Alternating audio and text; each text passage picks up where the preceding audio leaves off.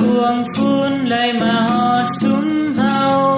ซึ่งผู้ตวงนาเวียไหลเป่าข่าวเจอกวงฟุ้นได้มาหอดซุ้มเฮาปากันคับใส่เม็ดเพลงหัวใจออกมาเลี้ยวเจ้าใจหน่อยหุ่งเซอเธอมวนเมืองเครื่องใจแกงขับแซ่ออกมาเลี้ยวเจ้าใจหน่อยหุ่งเซอสอส่องย่อที่ตานเจ้าลงมากองยานั้นเจ้าใจหน่อยนอนเอียนมีเฟืองตีนอนตานเจ้าผู้ไวกองยานั้นเจ้าใจหน่อยนอนเอียน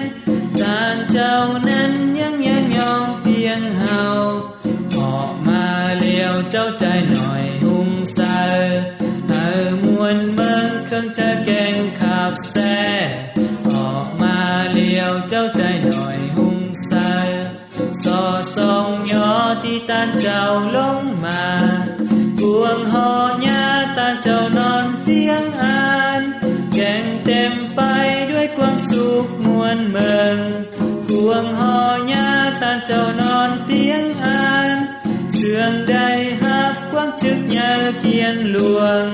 ออกมาเลี้ยวเจ้าใจหน่อยหุ่งเซอ